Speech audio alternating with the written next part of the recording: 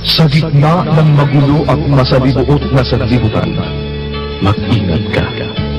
Sa paghakbang ng iyong mga paa, ay tiyakin mo ang landas na iyong patutunguhan. Mga minamahal, huwag kayong magsipaniwala sa bawat espiritu, kundi inyong subukin ang mga espiritu kung sila'y sa Diyos, sapagkat maraming nagsilitaw na mga bulaang propeta sa sanlibutan.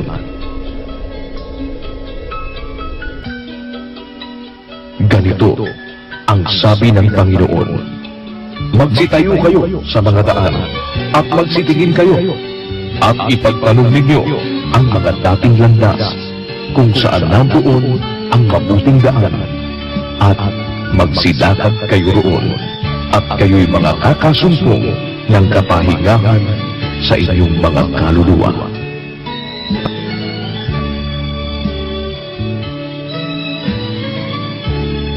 Atin po ang kapayapaan ng Diyos at magandang araw po sa inyong lahat. Anong oras man po kayong nakakarating sa iba't ibang panig ng daigdig kung saan ang atin po ngayong ginagawang mass indoctrination ay itinatranslate din sa halos 18 iba't ibang mga lingwahe. Kasama po natin ang ating mga kapatid sa Church of God International. Muli pong kami ay nag-aanyaya sa inyo na samahan po ninyo kami sa mga susunod na oras sa patuloy natin pong pagtalakay ng mga doktrina ng ating Panginoong Hesukristo. Ito na po ang ating ikatlong araw sa atin pong session na ito at ipinapaalala namin sa inyo. Ito naman po ay wala pang isang oras at kalahati halos.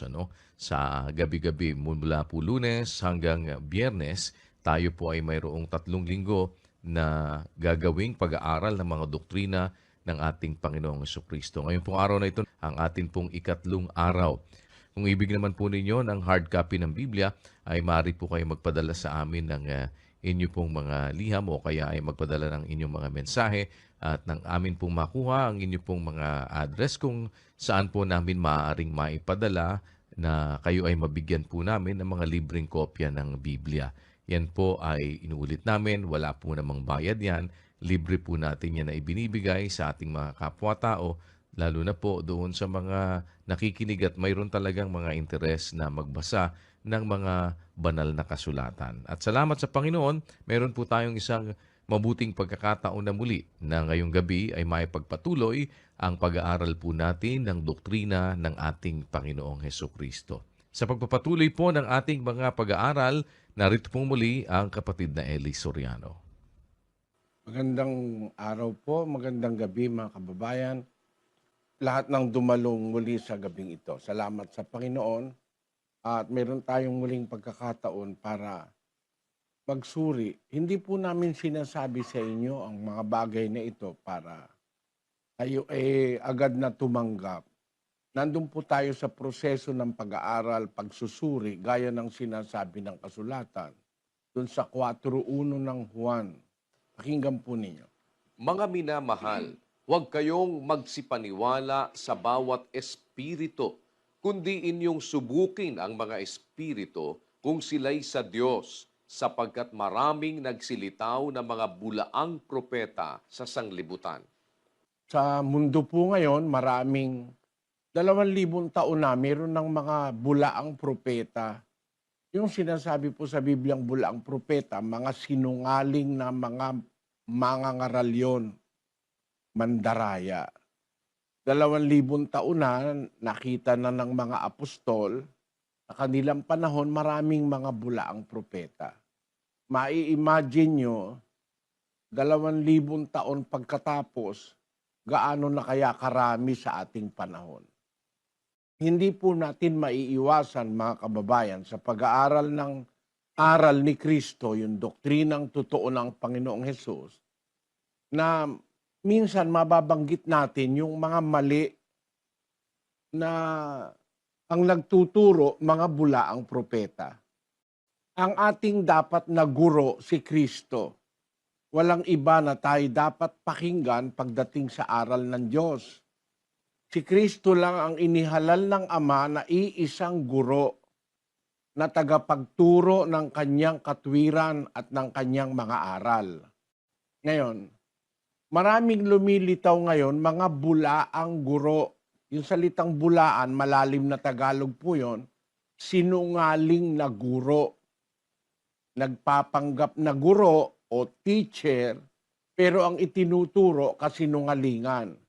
Ikalawang Pedro 2:1, pakinggan po ninyo. Ngunit may nagsilitaw din naman sa bayan ng mga bulaang propeta, na gaya naman sa inyo'y magkakaroon ng mga bulaang guro na magpapasok sa lihim ng mga makakapahamak na mga hidwang pananampalataya, na itatatwa pati ang Panginoon na bumili sa kanila, na magtataglay sa kanilang sarili ng madaling pagkapahamak. Yan po ay 2,000 taon nang nakasulat sa Biblia at ang epekto niyan mas matindi sa ating panahon. Sa panahong buhay pa ang mga apostol, mayroon nang nagsilitaw na mga bulaang propeta. Gaya naman sa inyong wika niya, magkakaroon ng mga bulaang guro. Kaya po dapat stick tayo, mangapit tayo dun sa aral ng tunay na guro na galing sa Diyos. Si Kristo po yun at siya lang ang autorisado ng Ama sa ating panahon na magtuturo ng kanyang aral na siyang dapat nating sundin sa panahong Kristiyano. Pagpapatuloy po natin ngayon ang pagsusuri. Kaya ako sinasabing pagsusuri kasi hindi natin maiwasan. Sabi ko nga, nababanggit natin yung turo ng mga bulaang guro. Nasa Biblia kasi. Imbis magalit kayo, magsuri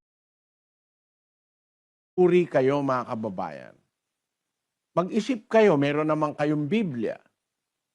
Pwede niyong mabasa sa Biblia na meron talagang lilitaw na mga bulaang guro at mga bulaang Kristo. Ang ituturo, hindi galing kay Kristong Panginoon. Ang ituturo, sarili nilang turo. Ang Biblia, pamantayan. Yung salita ng Diyos sa Biblia, pamantayan po yun. That should be the standard of our learning. Ang salita ng Diyos, yun ang kumbaga timbangan. Kailangan matimbang tayo doon. There must be a balance. Pagka ang iyo ay hindi nakatimbang, hindi eksakto, mali yun.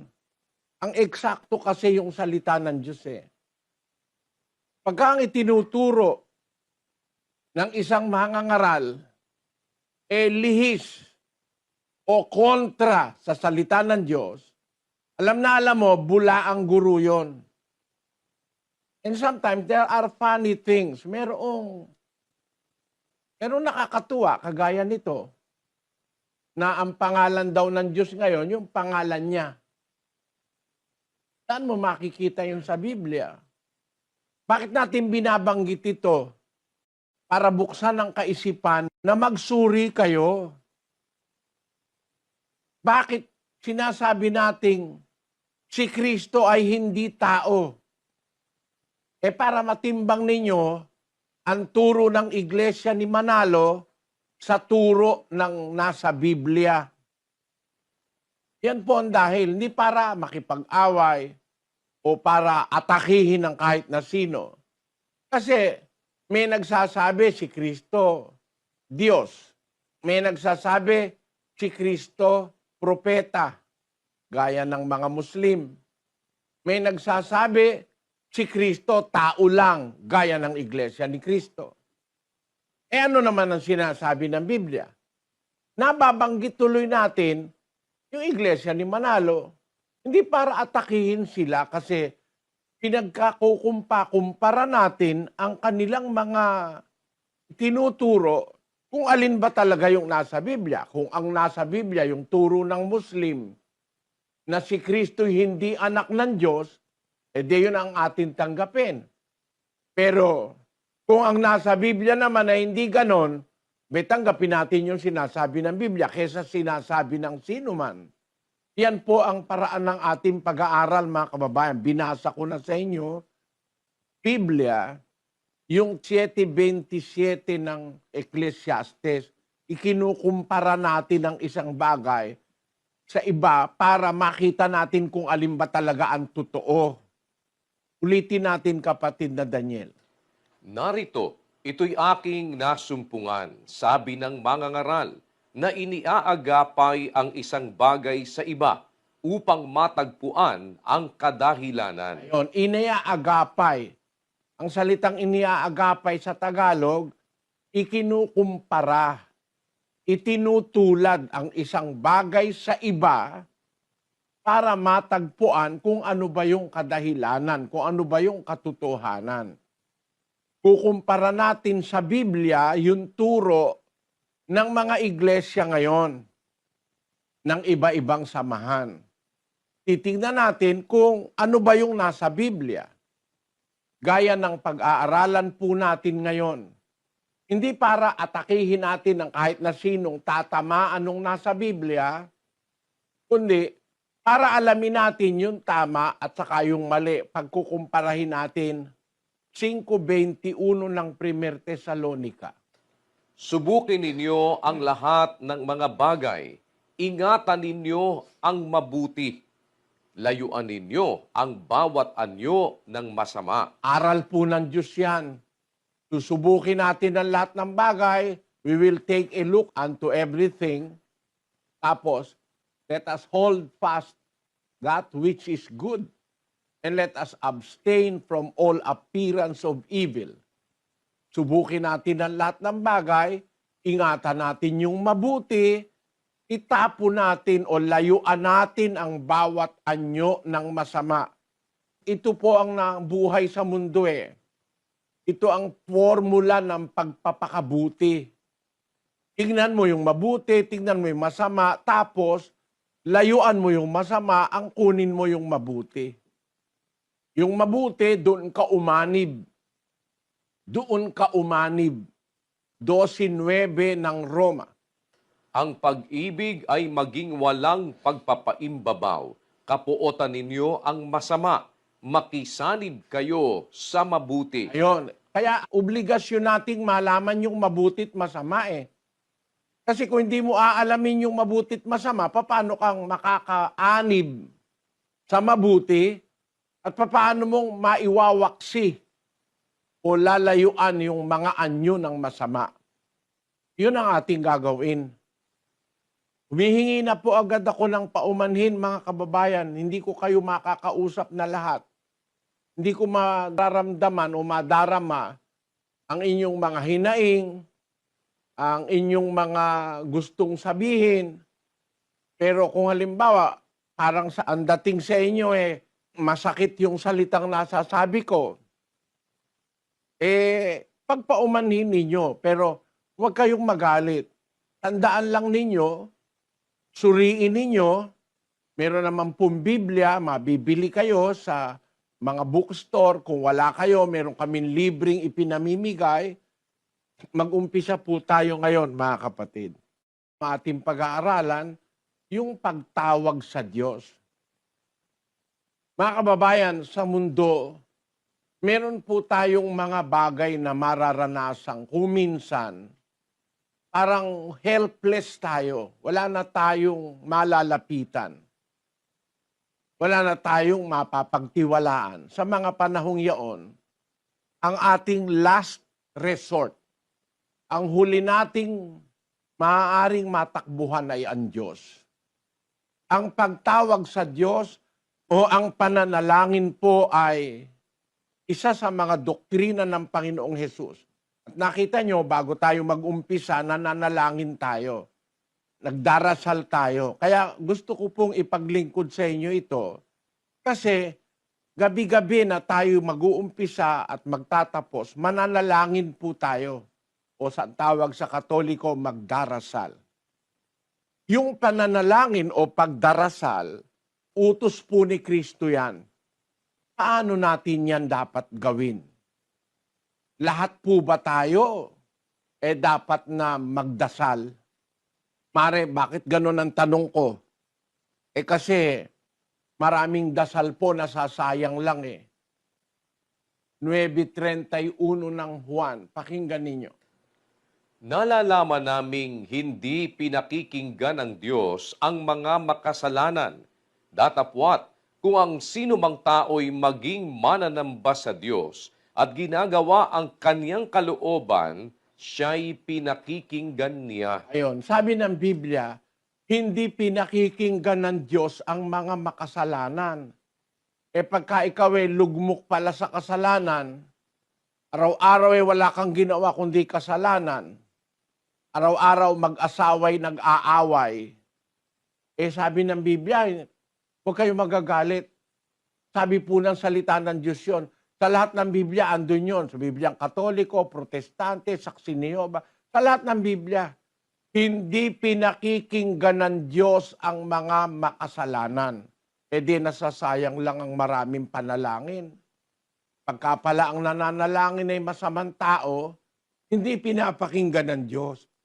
At ang isa pang bagay na ating dapat maintindihan, yung sinasabi naman sa Kawikaan.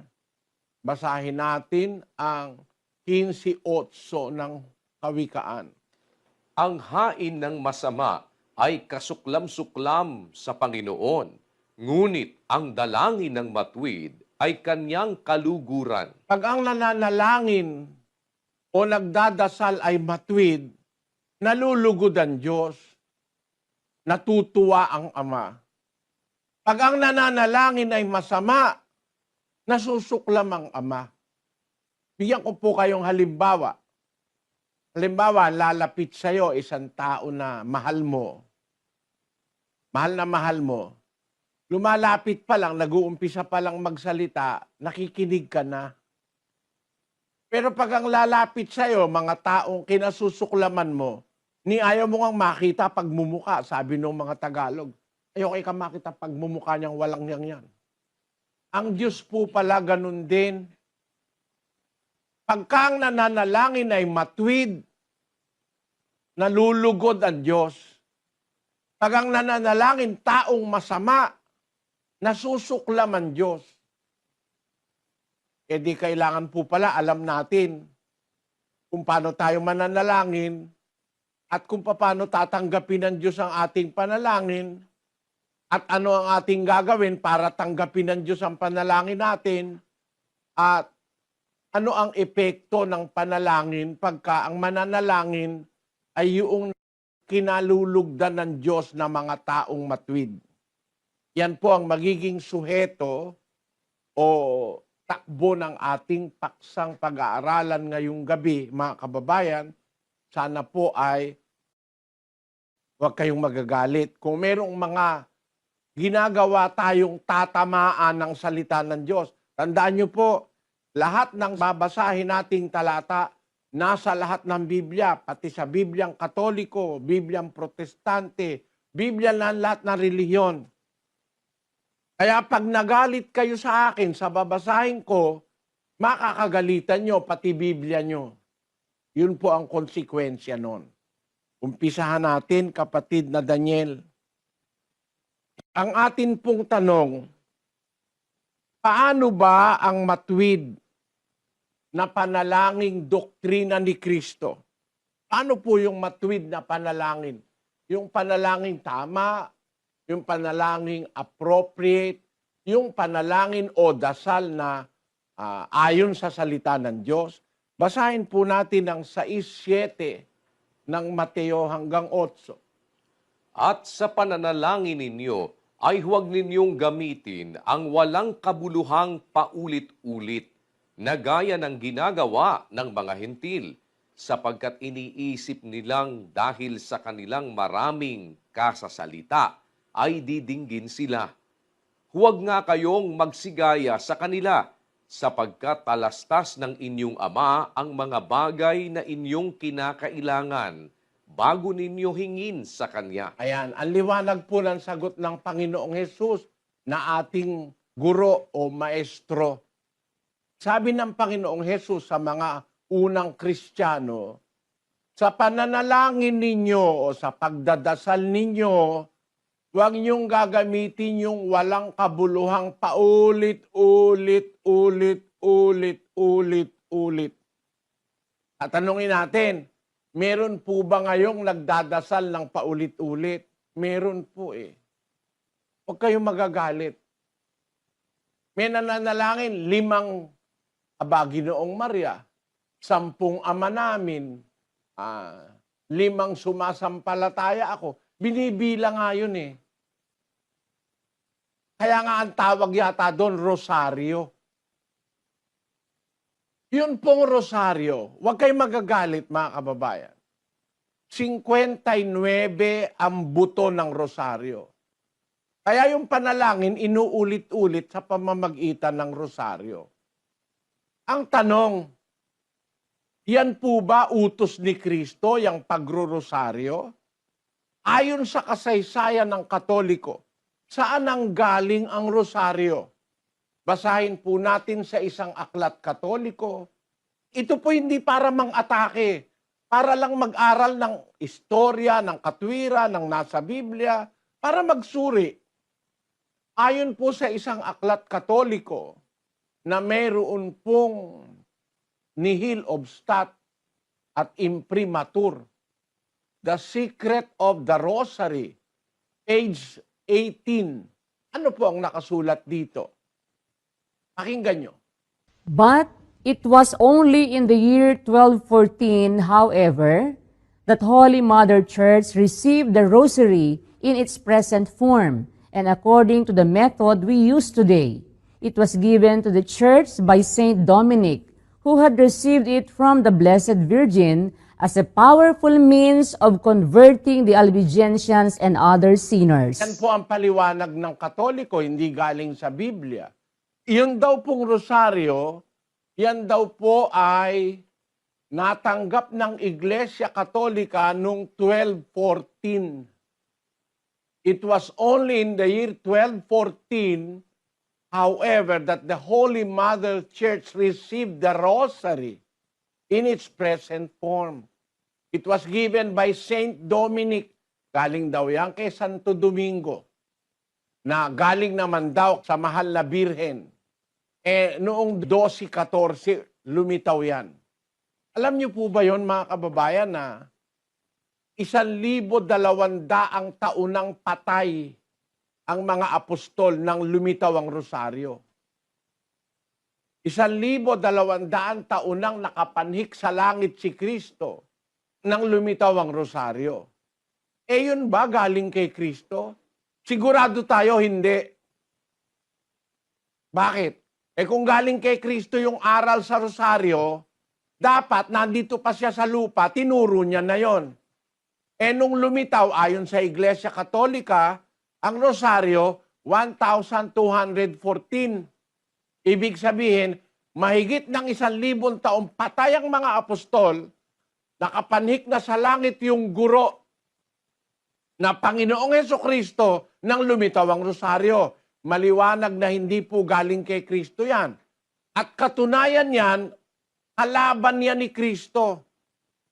Kasi, ang sabi ng Panginoong Hesukristo, pagka nananalangin kayo, huwag ninyong gamitin ang walang kabuluhang paulit-ulit. Gaya ng ginagawa ng mga hentil, sapagkat iniisip nilang dahil sa kanilang maraming kasasalita ay diringgin sila. Huwag nga kayong magsigaya sa kanila, sapagkat talastas ng inyong Ama ang mga bagay na kinakailangan ninyo bago ninyo hingin sa Kanya. Yun po ang Diyos ng Biblia. Hindi mo pa sinasabi, alam niya na yung kailangan mo. Ba't kailangan mong ulit-ulitin? Ano palagay mo sa Kanya? Bingi? Mahinang umintindi? Lalabas, hindi maganda yung Diyos mo.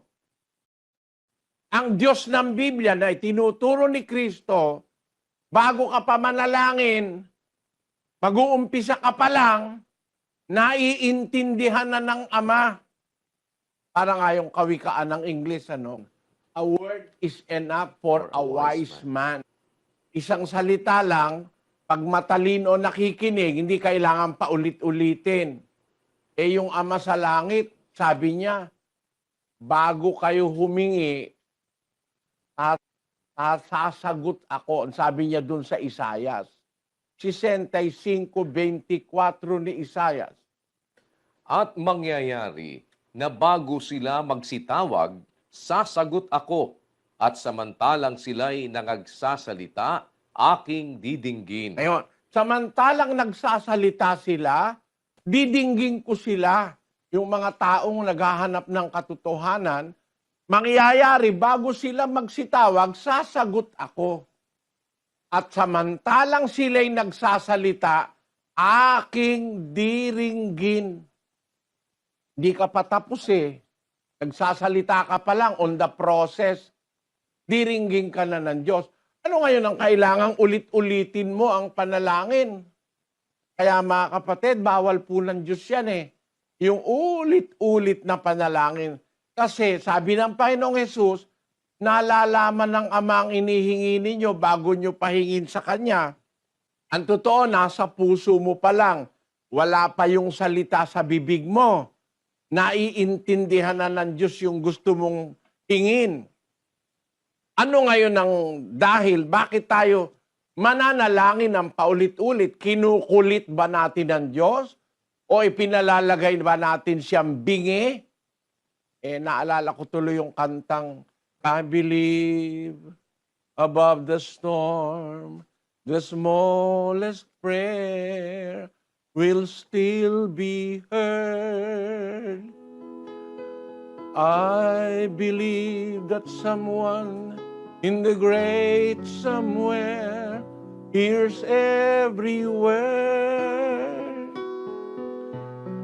Every time I hear a newborn baby cries, or touch a leaf, or see the sky, then I know why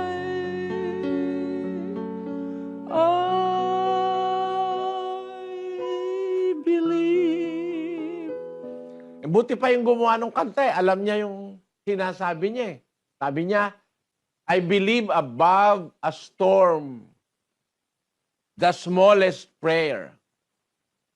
Biro mo sa gitna ng storm, sa bagyo, manalangin ka kahit bumabagyo, yung pinakamaliit na panalangin ay maririnig niya. I believe that someone in the great somewhere hears every word. Isang dakilang lumikha na nalalaman niya, naririnig ang lahat ng letra ng salita ng panalangin mo. Yun ang sabi. Paano mo ngayon uulit-ulitin, kapatid? Huwag po kayo magagalit. Wala po ang rosaryo sa Biblia. Hindi po turo ni Kristo. Lumitaw lang ang rosaryo 1,000 taong mahigit pagkamatay ng mga apostol at pagkaakyat sa langit ni Kristo. Paano ngayon natin magiging sasabing authentic yung aral na yan ng Katoliko? Kayo man mag-isip, ang pinapanalanginan mo makapangyarihan sa lahat. Nakakarinig kahit may bagyo. Hindi mo pa nga binibigkas, alam niya na. Paano ka ngayon magpapaka-ulit-ulit sa pananalangin? Kaya ang sabi ni Kristo, tandaan niyo po ang talata. Sa pananalangin ninyo, huwag niyong gamitin ng walang kabuluhang paulit-ulit. Sapagkat iniisip nung mga hintil, sa marami nilang kasasalita, diringgin sila. Huwag kayong magsigaya sa kanila, sapagkat talastas ng inyong Ama ang mga bagay na inyong kinakailangan bago ninyo hingin sa Kanya. Sa Cebuano, ang sabi sa 6:8, busa, dili kamo maningon kanila, kay nahibalo ang inyong amahan sa inyong mga kinahanglan, sa wala pa kamo magapangayo kaniya. Ang sabi sa Ilocano, di kay ngarod tuladen ida, tani amayo amon na no anyada dagiti masapulyo. no di kay pay dawaten keng kuana sa Kapampangan, ekopin makiapos karela, ulingingig payo, balo na yung bagay kailangan nyo, bayo yu aduan kaya. Napakaliwanag. Huwag kang mananalangin ng paulit-ulit, bawal ni Kristo. Na sa isang pagkakataon, dun mismo sa oras na yon, uulit-ulitin mo kasi hindi naman makulit ang Diyos. Ang Diyos ay hindi naman bingi. Ang Diyos ay hindi naman bobo para ulit-ulitin mo ang panalangin. Yan po ay isa sa mga aral at doktrina ni Kristo. Papaano ngayon dapat manalangin? 5:1 ng Ecclesiastes. Pakinggan nyo. Ingatan mo ang iyong paa pagka ikaw ay napasa sa bahay ng Diyos, sapagkat ang paglapit upang makinig ay maigi kaysa magbigay ng hain ng mga mangmang, sapagkat hindi nila nalalaman na sila'y nagsisigawa ng kasamaan. Huwag kang pakabigla ng iyong bibig at huwag magmadali ang iyong puso na magsalita ng anumang bagay sa harap ng Diyos, sapagkat ang Diyos ay nasa langit at ikaw ay nasa lupa. Kaya't pakauntiin mo ang iyong mga salita. Yon. Ang Diyos nasa langit. Ikaw naman nasa lupa. Huwag kang pakabigla ng iyong bibig. At huwag kang magmadali ng iyong puso na magsalita ng anumang bagay sa harap ng Diyos. Pakauntiin mo ang iyong salita. Halimbawa, may sakit yung asawa mo. Mananalangin ka sa Diyos. O kaya lumilindol, mananalangin ka sa Diyos. Nung araw po kasi lumindol, natatandaan niyo yung malakas na lindol sa Pilipinas. Nandun kami sa may Makati. Nagkakabasag yung mga bintana dun sa Ayala Avenue. Nagbabagsakan sa lakas ng lindol. Yung katabi naming lugar doon, meron doon may sugalan doon Magdamagan yung mga nagsusugal doon. Nung lumindol, binitawan yung mga baraha. Nag-umpisa na, Ama namin sumasalangit ka, sambay ng ngalan mo, mapasa amin ang kaharian mo, bigyan mo kami ng... Kung ano-ano, yung ano. Ulit-ulit yun, ulit-ulit. Hanggang natapos yung lindol. Ako tapos na ika. Kinuha uli yung baraha. Tuloy-uli yung kanilang sugal. Naisip ko, ba't ganon? Lumilindol na, ang panalangin pa, bigay mo sa amin ang aming kakanin sa araw-araw. Makakakain ka ba pagka lumilindol? Tapos ulit-ulit. Naisip ko lang po mga kababayan, kung mananalangin tayo, sabi ng Diyos, nasa langit siya, nasa lupa ka, ang layo ng distansya. Pakauntiin mo ang iyong salita. Siguro kung mananalangin ka, lumilindol, yung mga pamilya mo, inaalala mo, Panginoon, maawa ka po sa amin, sa aking sambahayan, asawa't mga anak, iligtas mo kami sa kapahamakang ito. Tapos na. Alam na ng Diyos yun, naintindihan na ng Diyos. Pero kung halimbawa, Santa Maria na ng Diyos, panalangin mo kami makasalanan at kung kami mamamatay, amin. Santa Maria na ng Diyos, panalangin mo kami. Ulit-ulitin mo, lumilindol. Sige nga po, mag-isip kayo kung tama ba sa sitwasyon na lumilindol bigay mo kami sa amin ang aming kakanin sa araw-araw. Huwag mo kaming ihatid sa tukso. Paano ka pang ihatid sa tukso nun lumilindol na nga no? Mga panalangin uncalled for, hindi marapat sa pagkakataon, tapos uulit-ulitin mo, yun po ay bawal ni Kristo. At ang isang paraan para ang panalangin ay maging mabuti sa paningin ng Diyos, yan po hindi ginaganap yan para ipagparangalan. Meron po nananalangin para ipagparangalan, ipakita. Nananalangin sa daan, nananalangin sa mga kalye, nananalangin sa mga kapilya na nakabukas ang mga pintuan, ang mga bintana. Pakinggan niyo ang sabi sa 6:5 ng Mateo. At pagka kayo ay nagsisidalangin, ay huwag kayong gaya ng mga mapagpaimbabaw, sapagkat iniibig nila ang magsidalangin ng patayo sa mga sinagoga at sa mga likuang daan, upang sila'y mangakita ng mga tao. Katotohanang sinasabi ko sa inyo, tinanggap na nila ang sa kanila'y ganti.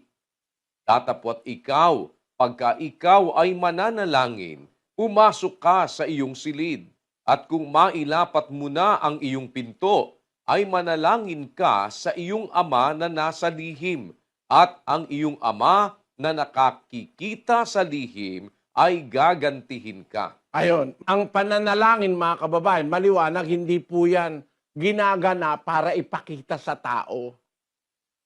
It is a private matter between us and our God. Hindi po yan para ipakita sa tao yung pananalangin. Kaya nakita nyo, sa ating mga coordinating centers, hindi natin ginaganap yan na para ipakita sa tao. Kaya ang mga coordinating centers natin, nagsasara tayo ng pinto, sinasarahan natin ng bintana pagka mananalangin na tayo. Hindi para ipakita sa tao na tayo nananalangin. Pag mananalangin ka, sabi ng Diyos, huwag kang gaya ng mapagpaimbabaw. Iniibig nila ang manalangin ng patayo. Bakit gusto nilang manalangin ng patayo sa mga sinagoga at sa mga daan? Upang makita sila ng mga tao. Katotohanang sinasabi ko sa inyo, tinanggap na nila ang sa kanila'y ganti. Bawal pala ni Kristo yung mananalangin ka, papakita mo sa tao. Yung mga Hudyo nung araw, ang sinagoga nila, malalaki ang bintana. Kaya kung manalangin sila, imbis na sila'y lumuhod, tatayo sila para makita ng tao. Huwag ang wika kayong gagaya sa kanila.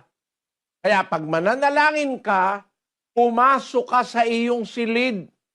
At kung mailapat mo na ang iyong pinto, manalangin ka sa iyong ama na nasa lihim. Ang iyong ama na nakakakita sa lihim ay gagantihin ka. Maliwanag po yun, ano?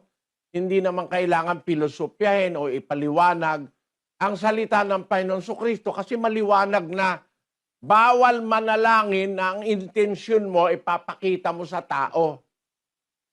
Eh marami po ngayong ganyan eh. Pinapakita talaga eh. Nananalangin nilalagay pa sa telebisyon eh.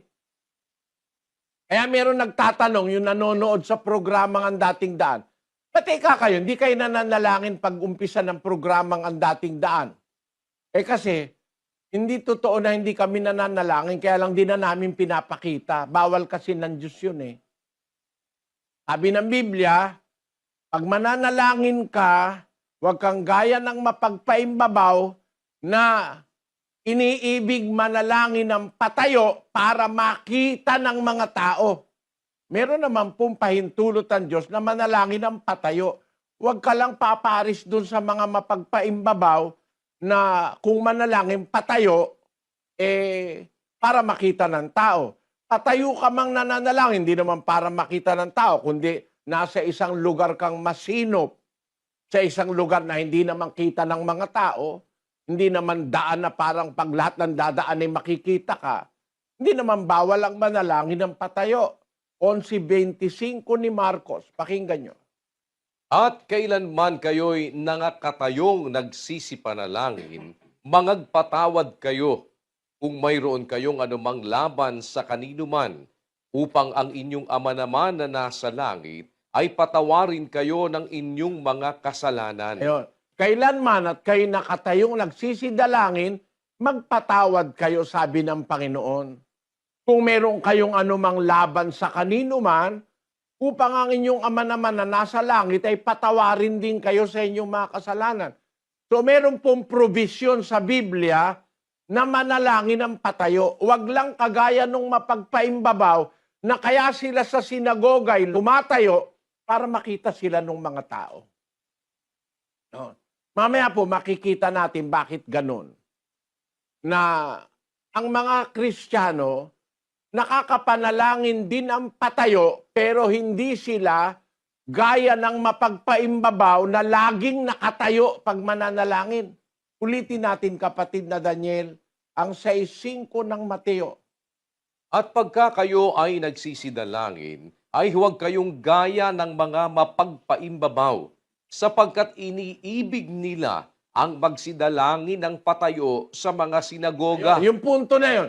Iniibig nilang magsidalangin ng patayo sa mga sinagoga. Kung manalangin pala sila, patayo. Ugali na nila yon, iniibig na nila, habitual na sila kung manalangin patayo. Bakit? Alam po ba nyo, mga kapatid, na kung Kristiyano ka, dapat hindi naman lagi kang nakatayo pag mananalangin. Kaya ka lang tatayo kung walang paraan para ka makaluhod.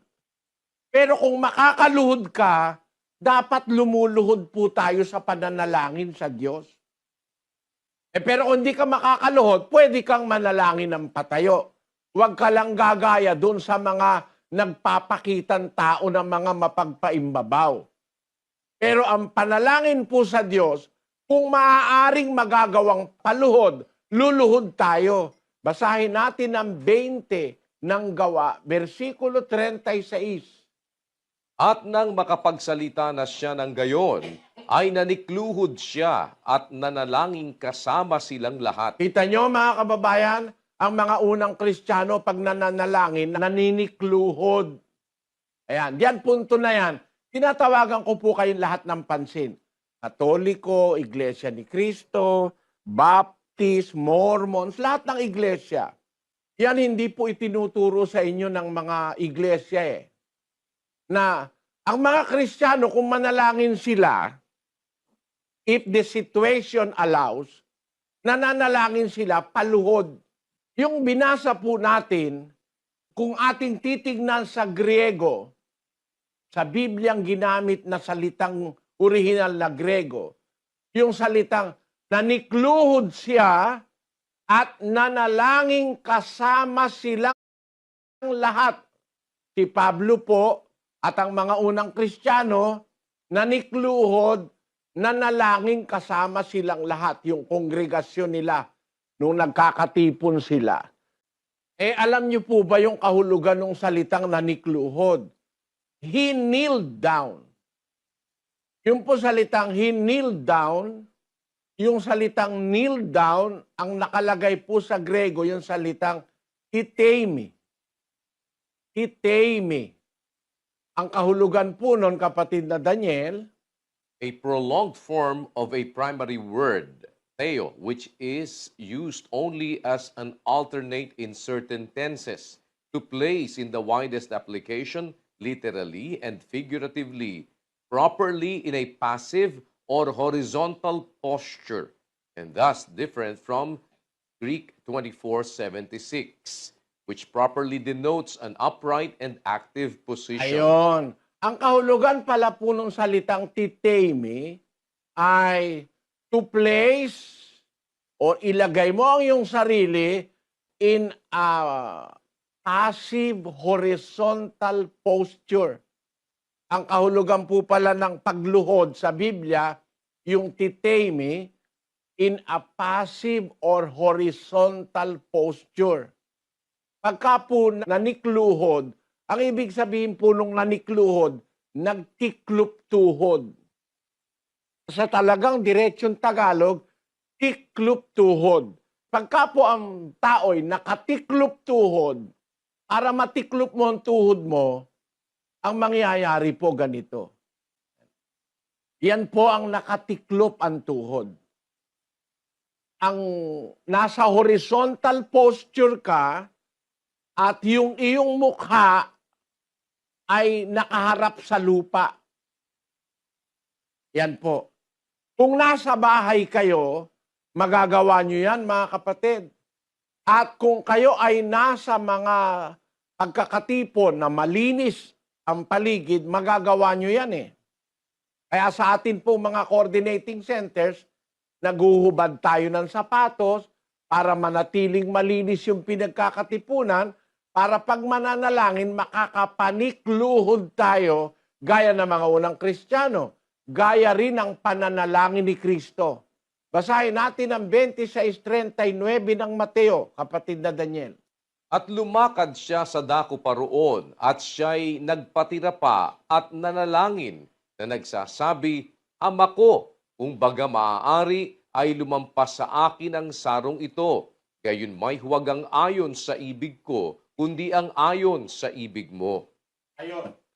Ang Panginoon Kristo nung manalangin sa halamanan ng Getsemani ay, ang sabi sa Biblia sa Tagalog ay nagpatira pa. Yung salita roon na ginamit na nagpatira pa, kung babasahin natin sa English, mas madaling maiintindihan. Basahin natin, kapatid na Daniel. And he went a little farther, and fell on his face, and prayed. He went a little farther and fell on his face. Nagpatira pa. Yung salita na yun na fell on his face, ang ginagamit sa Grego, hipto o peto. The first is a reduplicated and contracted form of the second, which occurs only as an alternate in certain tenses, probably akin to 4072, through the idea of alighting. Parang yung isang eroplanong naglalanding, ganun ang ginawa ni Kristo. Nagtiklop tuhod siya, ang kanyang mukha nasa lupa. No? Sa English, tama ang pagkakadescribe. He fell on his face and prayed.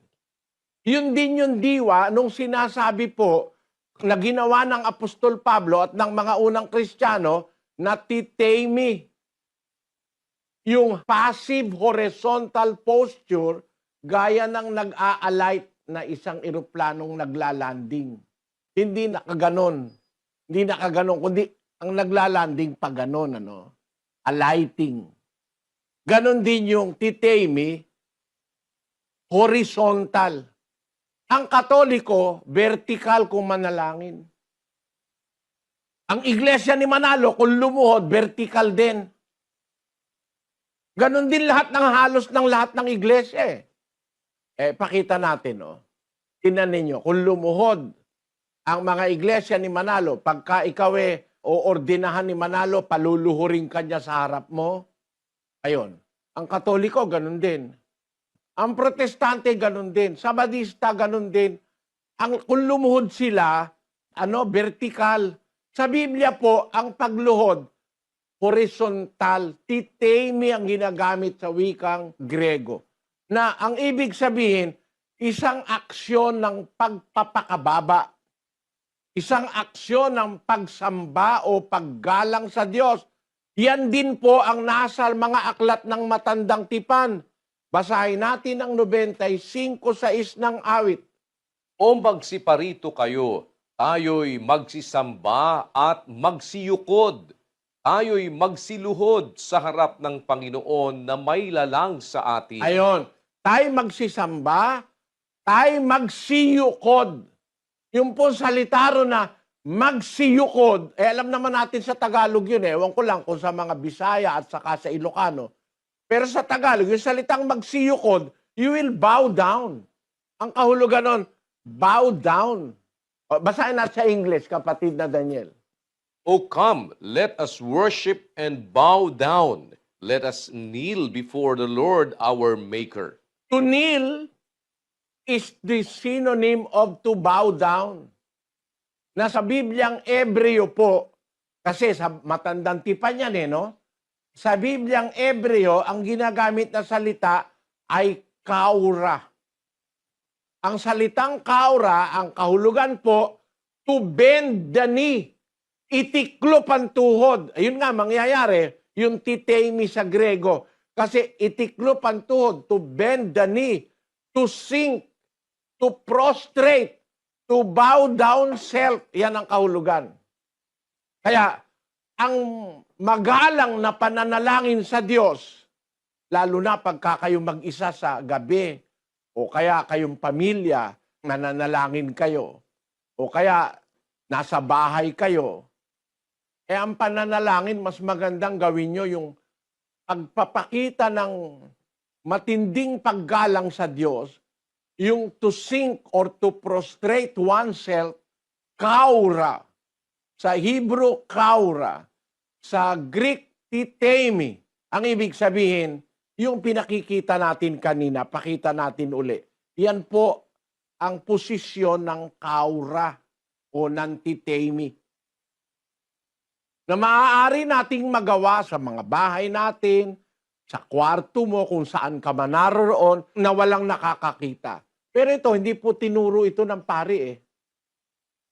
Sasabihin mo, sila nag-aral ng 12 taon, nag-aral ng Latin, ba't hindi pinag-aralan ng Grego? Ang Biblia kasi nasulat sa Hebrew at saka sa Greek. Ang pare, nag-aral, Latin ang pinag-aralan kasi nung araw, yun ang paraan ng pagmimisa. Latin. Nung araw, nung bata ako, ngayon hindi na nga Latin ang misa. Yung Dominus vobiscum, secula secolorum. Amen. Sasagot yung mga ano. Ngayon wala na yun eh. Ang minaster ng mga paring Katoliko, Latin. Ang dapat sanang minaster nila, Greek and Hebrew. Kasi ang Biblia isinulat sa Hebrew at saka sa Greek. Eh kung naintindihan lang sana nila, kahit kapiraso yung Greek at Hebrew, dapat ang panalangin ng Katolikong naituro nila yung nasa Biblia. Titemi at saka kaura. Ang ibig sabihin, pagluhod, paninikluhod, pagbabow down, pagpapatira pa sa harap ng Diyos, tanda ng pagsamba at paggalang sa makapangyarihan sa lahat. Pag yan po ang ginamit nyo sa pananalangin, mas effective yan, mga kababayan. Yan po ang paraan ng pananalangin ng mga unang Kristiyano. Hindi lang po itinuro sa atin yan sa Katoliko, sa Protestante, Saksi ni Jehovah, Iglesia ni Cristo. Si Manalo, ang turo, tuwing mananalangin, kailangan nakatayo. Basahin natin ang kanilang libro. Ayan, mga pangunahing aral na sinasampalatayanan ng Iglesia ni Cristo sa page 116. Isama ninyo ang damdamin ninyo kapag nananalangin ang kapulungan. Sino man sa mga nangangasiwa ng pagsamba ang nangunguna. Tumayo kayo ng maayos at pumikit sa panahon ng pananalangin. Utos ni Manalo, tumayo kayo at pumikit sa oras ng pananalangin. Yun ang utos niya, tumayo kayo. Wala namang ganung utos si Kristo, tumayo kayo eh. Ang katunayan nga, ang mga apostol na nanalangin, nakaluhod. Kung wala silang paraan para lumod, kasi mayroong mga tiempo, halimbawa, nasa gitna ka ng bukid, no, na puro siit, paano ka namang maninikluho doon? No? O kaya, halimbawa, nasa isang lugar kang baha, tapos puro putik, paano ka maninikluhod? Ang pinakamagagawa mo lang, manalangin ka ng patayo. Pumapayag naman ang Biblia. Huwag mo lang uugaliin, gaya ng mapagpaimbabaw, iniibig nilang manalangin ng patayo. Ang Kristiyano, pwedeng manalangin ng patayo, pero wag mo lang iibiging manalangin ng patayo. Bakit?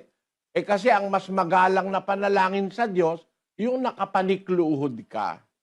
Alam kasi namin, yun ang tamang forma ng pagpapakita ng galang sa Diyos. Kasi kagaya nung, ba, makikipag-usap ka lang sa presidente eh. Di ba, no?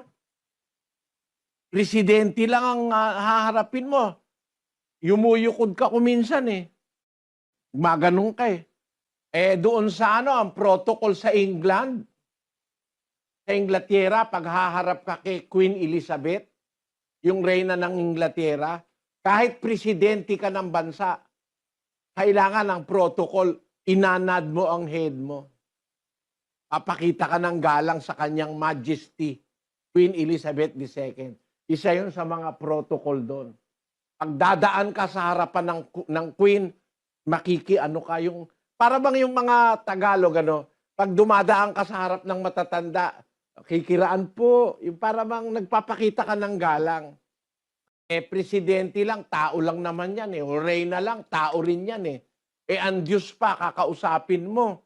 Dapat ipakita natin yung utmost respect, yung napakatinding paggalang. At naipapakita ng Kristiyano ito, pagka ikaw ay mananalangin na susundin mo yung ginawa ni Kristo at mga apostol, na kung sila'y manalangin, they bow down. They kneel down. Ang ibig sabihin ng kneel down, itiklop ang tuhod at ikaw nga ilalabas nasa horizontal posture. Hindi kagaya ng mga iglesia ngayon, lahat naka-vertical. Meron nga mga pastor, kung manalangin, kumukumpas pa eh. Iba-iba ang mga pastor eh, no? Pero kung sana talaga tayo lahat maniniwala sa Biblia, gagamitin natin yung nasa Biblia, matatama tayo lahat eh. Kaya lang maraming pastor ngayon, ayaw ng tama, gusto mali eh. Pinakikita ko lang to mga kababayan, hindi para atakihin sila eh.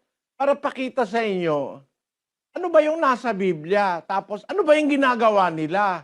Bakit magkaiba? Ang nasa Biblia ganito, ang kanila ganoon. Ang nasa Biblia ganoon, ang kanila ganito. Yan po ang nangyayari ngayon. Kaya po natin pinag-aaralan para suriin nyo, hindi para magalit kayo sa akin. Kasi binabasa ko naman sa Biblia yung sinasabi ko eh. Aral ng Diyos, aral ni Kristo.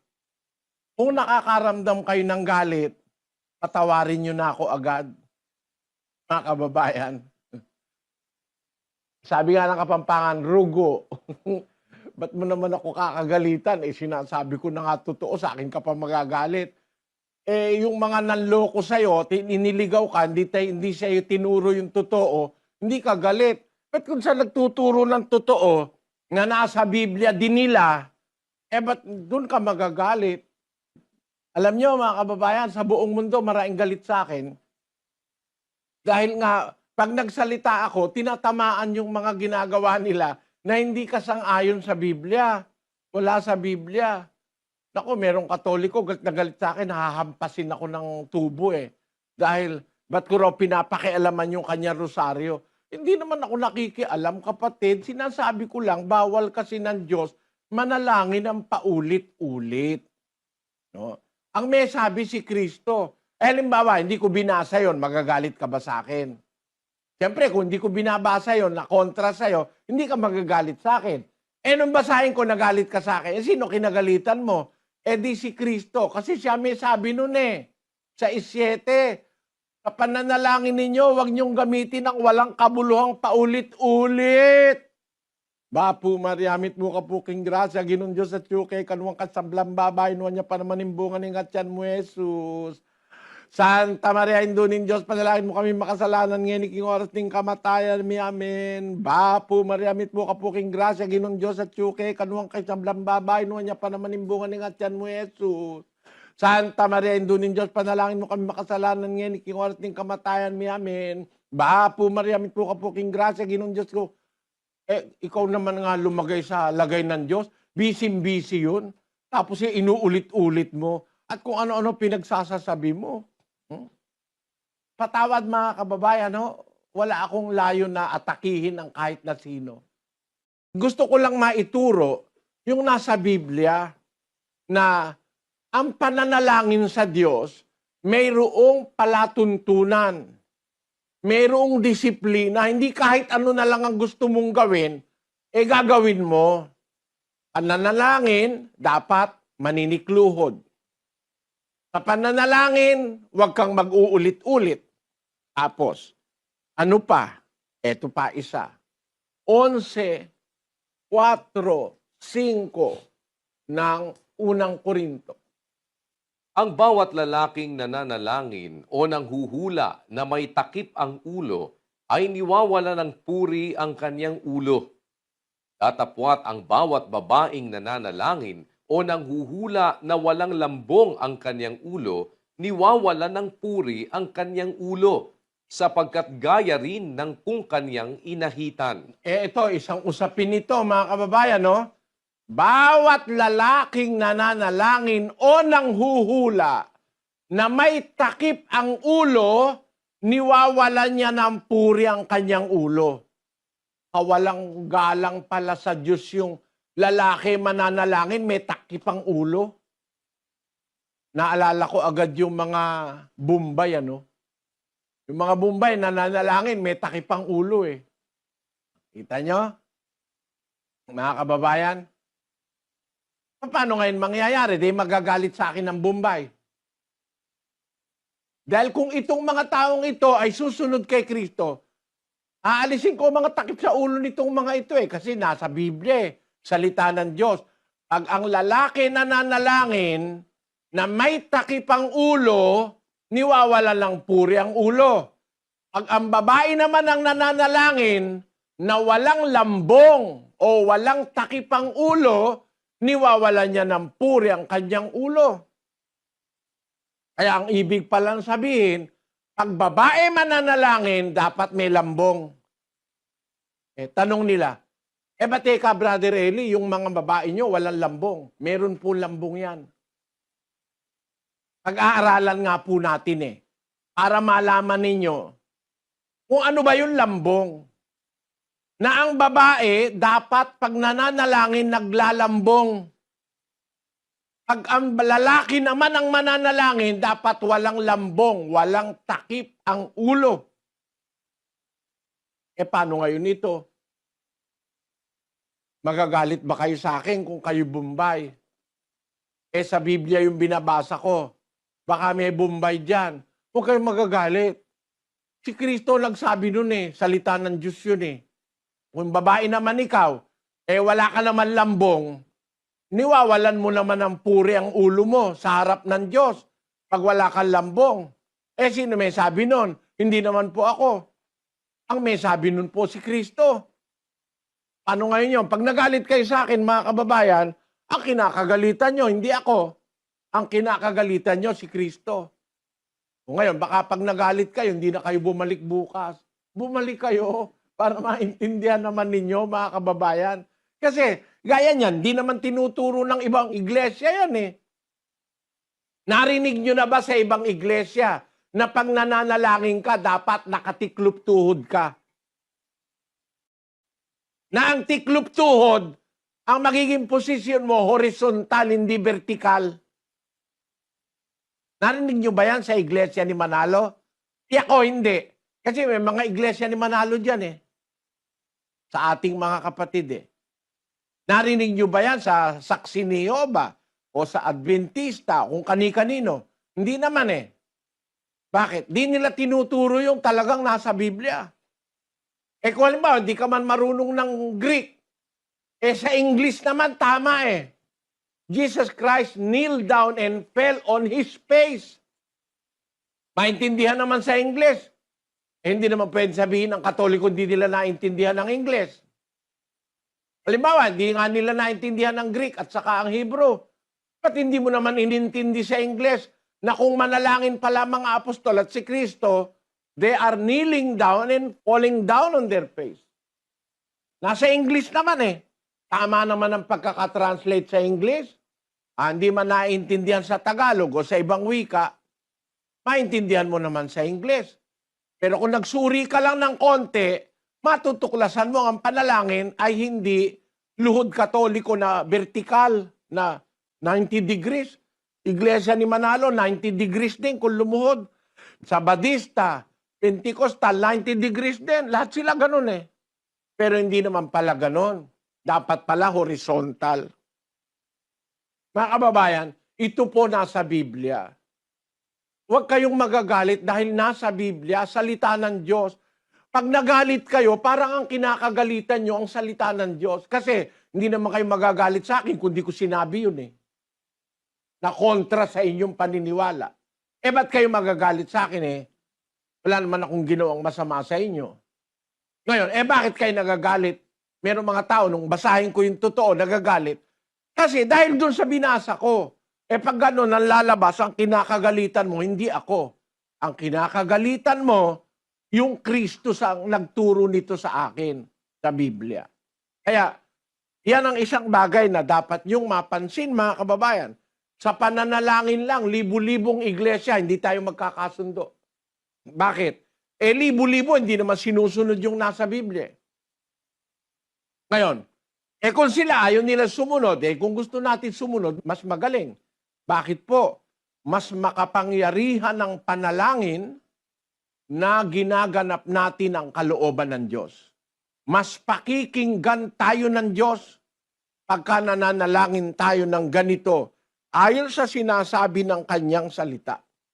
Ngayon, ang ating tanong mga kapatid ganito, bukod doon sa paluhod ang panalangin, ang babae meron dapat na lambong. Ang lalaki, walang dapat na lambong. Bakit? Tingnan nyo ngayon yung sarili nyo, mga kapatid, kapain nyo. Di ba meron tayong ulo, no? Ako may ulo ito. Mula lieg, ulo na yun eh.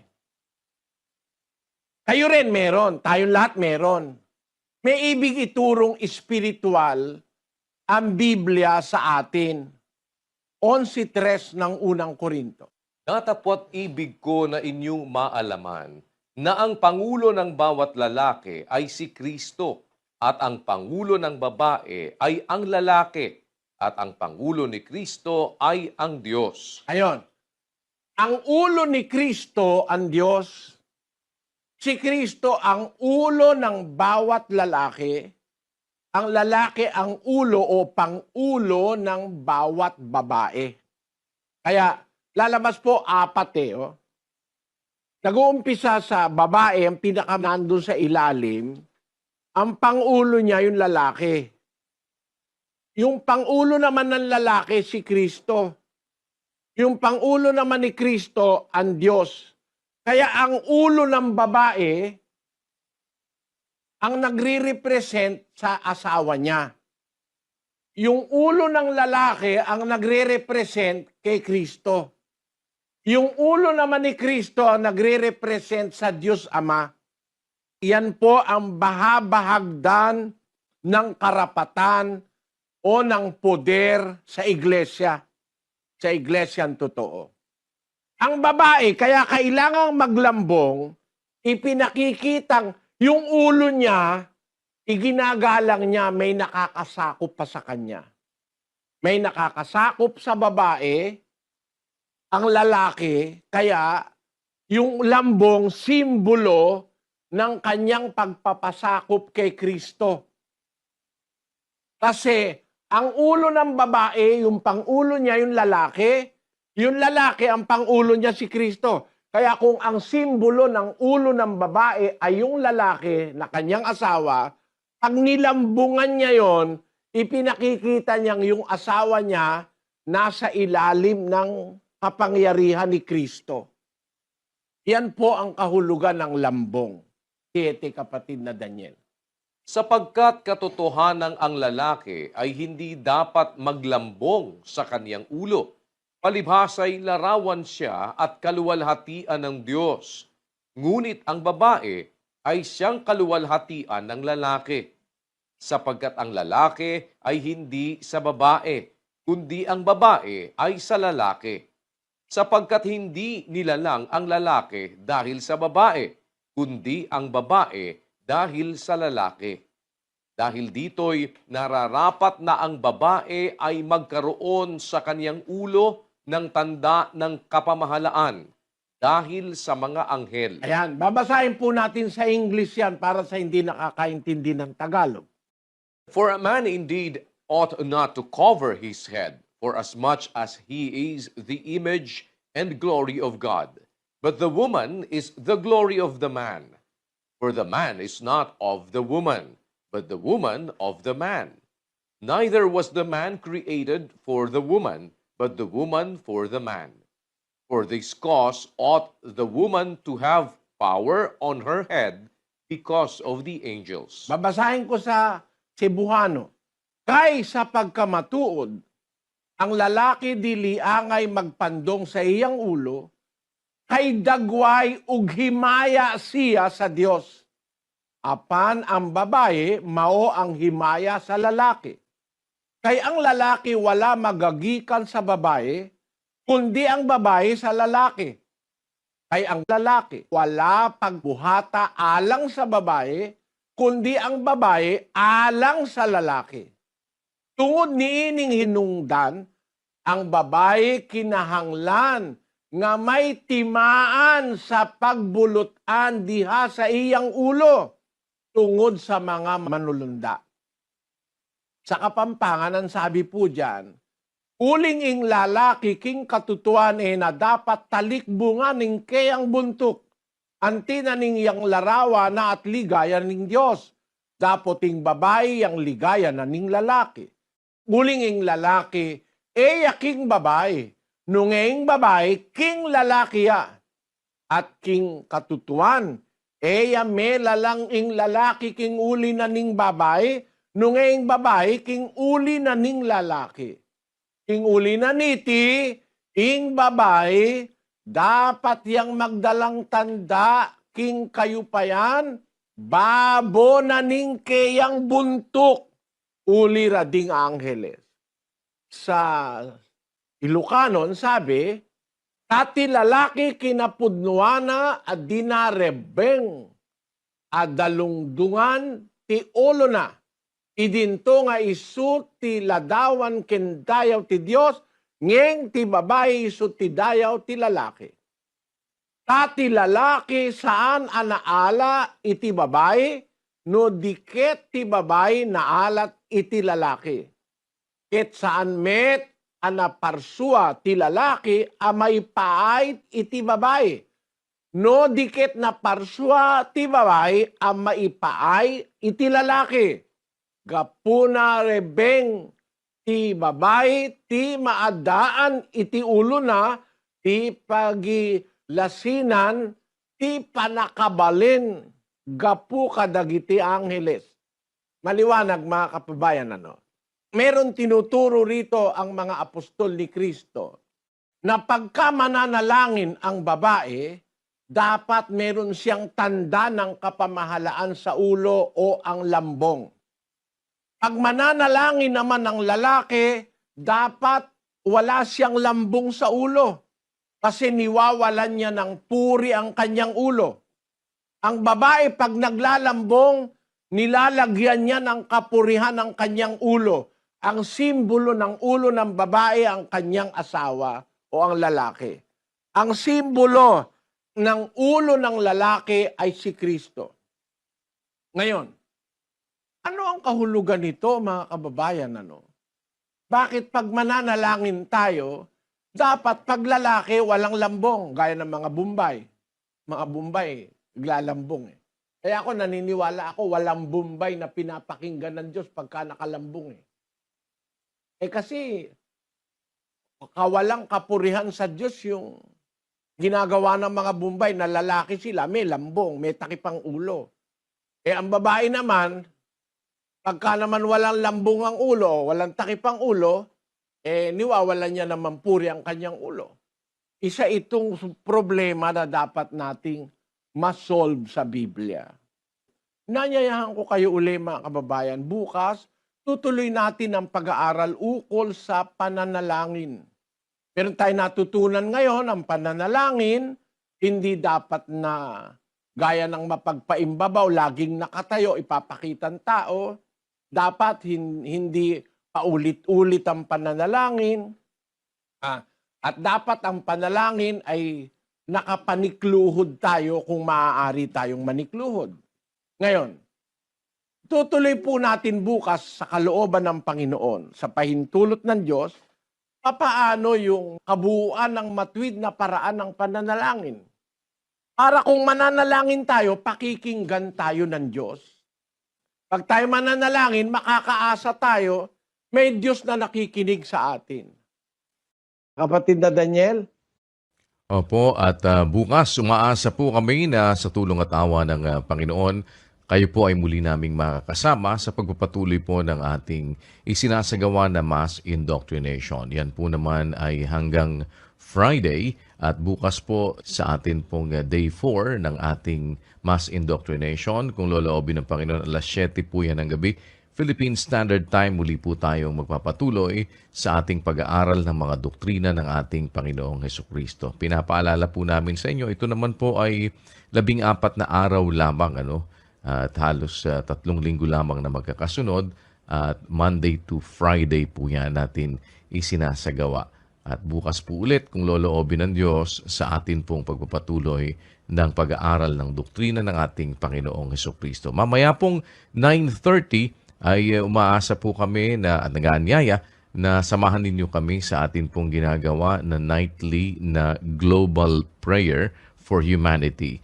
Yan po ay alas 9:30 ng gabi. Mamaya po ng kaunti, pagkatapos po nating makapag-close nito pong ating isinasagawa na mass indoctrination. Muli po, salamat po sa Panginoon sa isa pang mabuting pagkakataong ipinagkaloob sa atin at nagpapasalamat din po kami sa inyong lahat sa atin po mga panauhin na nakiisa sa atin ngayong gabi sa pakikinig po ng ating ginagawang mass indoctrination. At kasama po ng ating mga kapatid sa iba't ibang panig ng daigdig sa Church of God International, muli po kami nag-aanyaya hanggang bukas pong muli sa kalooban ng Panginoon. Magandang gabi po, magandang araw sa inyong lahat. Bago po tayo pansamantalang muling maghiwa-hiwalay, tayo po ay sama-samang dumulog sa Diyos sa pananalangin.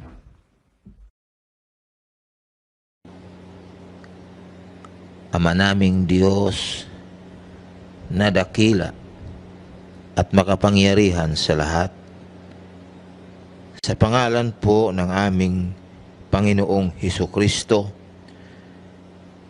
muli kami amang nagpapasalamat sa iyo.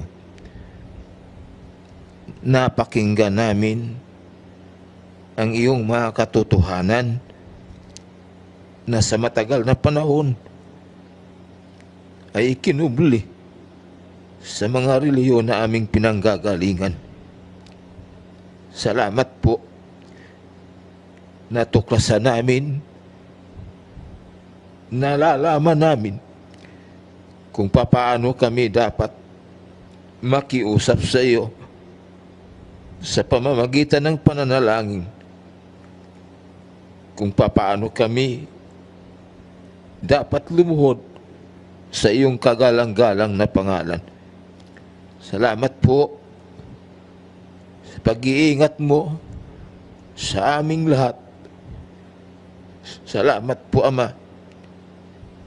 May buhay pa rin kami at lakas na magagamit namin upang kami makapaglingkod sa iyo. Panginoon, ingatan mo po ang aming mga mahal sa buhay, mga kababayan, mga kapwa-taong nakikinig ng iyong mga banal na salita. Sana tulungan mo silang makatapos, mapakinggan nilang buo ang iyong mga doktrina upang makapaglingkod kami sa iyo ng naaayon sa iyong paraan. Magpala ka po, Ama. Sana po magpagaling ka sa mga may karamdaman. Lumutas ka po ng aming mga suliranin. Iligtas mo kaming palagi sa maraming kasamaan ng sanlibutan. Pansamantala kaming maghiwa-hiwalay. Ama, sana sa araw po ng bukas, muli kaming magkakatipon upang makinig ng iyong mga salita. Sa kamay mo po, aming itinitiwala sa iyo ang aming mga paggawa, ang aming mga buhay, ang aming mga kapalaran. Ikaw na pong bahala sa amin, Panginoon. Humihingi kami ng kapatawaran sa mga pagkakamaling na gawa namin. Ama, salamat po sa iyo sa pangalan po ng aming Panginoong Hesukristo. Amen.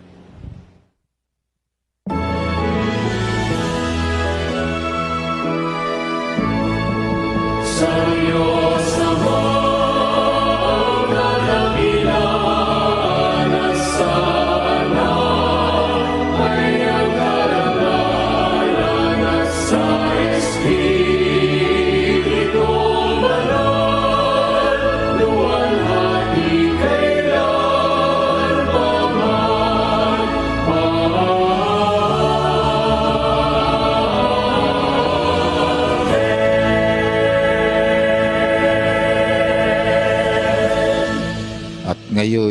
tanggapin natin ang basbas, ang pag-ibig ng Diyos amang nasa mga langit, ang biyaya, pagliligtas ng ating Panginoong Hesukristo, at ang patuloy na pakikilakip ng banal na Espiritu ay siya nawang gumabay sa ating mga puso, lalong-lalo na sa ating mga anak, magpakailan-kailanman. Amen.